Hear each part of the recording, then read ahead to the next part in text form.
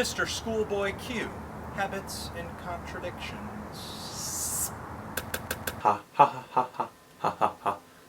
Hi everyone, Anthony Fantano here, internet's busiest music nerd, and it's time for a review of an album that's received quite a few requests. Schoolboy Q, Habits and Contradictions. Schoolboy Q is a West Coast rapper who actually dropped a full-length LP, his full-length debut, exactly a year ago, January last year, Setbacks. And even though I missed that LP, I heard quite a bit of this guy last year because he got featured on a lot of hip-hop albums that I listened to and I loved, like Kendrick Lamar's last album, Ab-Soul's last album, J-Rock's last album, as well as the last A$AP Rocky mixtape. So this is the first time I'm actually sitting through an entire LP of songs from this guy.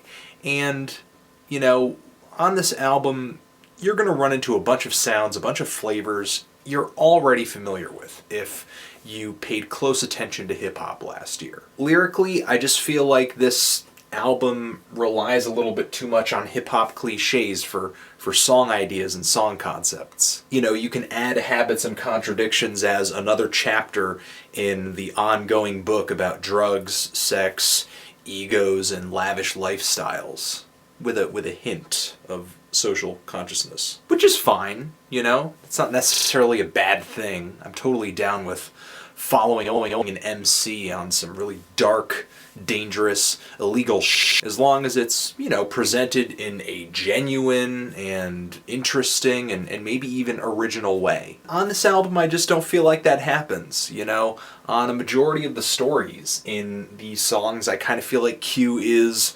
reading from the autobiography of someone else. A lot of the stories here just feel kind of forced for me. They just feel done and done and done and done again. I was pretty into the LP once it started, though. The song Sacrilegious is a great opener that just felt really kind of dark and epic. It really got me in the mood for a dark album. And the second track raises my expectations of that with the song There He Go, which has these really kind of smoky saxophones laced into the beat, this kind of electronic wow, wow flowing in there too.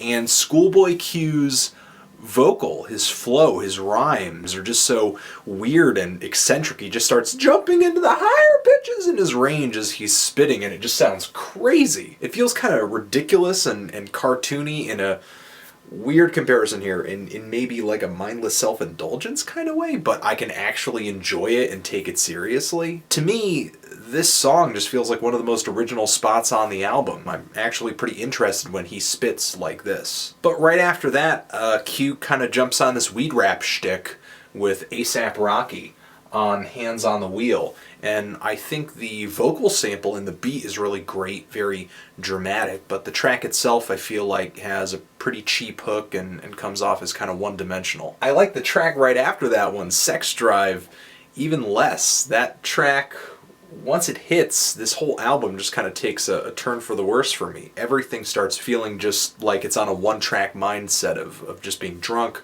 horny, stoned, misogynistic, materialistic. It tries to come off with this very, very Kanye West, classy, ignorant style, but it doesn't really, you know, hit with as much impact as when someone like Kanye does it. It's not like the drugs and the alcohol talked about on this album are brought to a dark, disturbing, or funny excess. They're not really presented with a whole new original sound or style either. Don't get me wrong, I feel like this album is listenable, but it's just not blowing me away. Especially since I just don't feel like it's hammering out a niche for itself.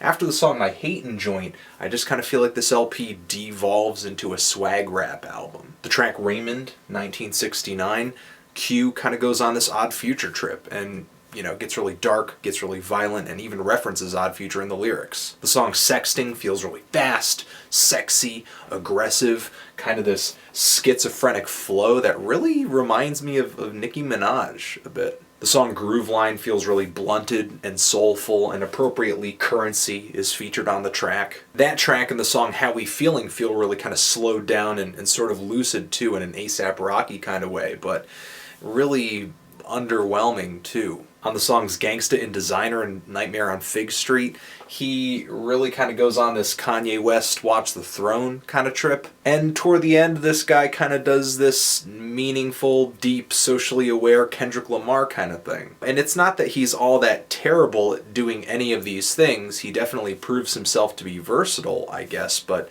none of it really packs a punch for me because nothing is really repeated or evolved or fine-tuned to the point where it becomes amazing or it becomes standout or it becomes unique. This album just kind of tries this, tries this, tries this, tries this, tries this, tries this, tries this. Habits and Contradictions to me is just kind of a chameleon that jumps from one sound to another sound in a really kind of unrewarding way. I think it loses momentum because of it. I mean, I would be more into the extreme variety of this album if I felt like every song shared a really high quality. There are a lot of tracks on here, like the 17th track, which just repeats so much, it kind of just feels like filler. There are songs on here where I feel like the hooks are really kind of silly, kind of corny, and there are other songs that to me feel like, well, nothing much really happens or stops me in my tracks. Sometimes Q pulls out some pretty fast flows,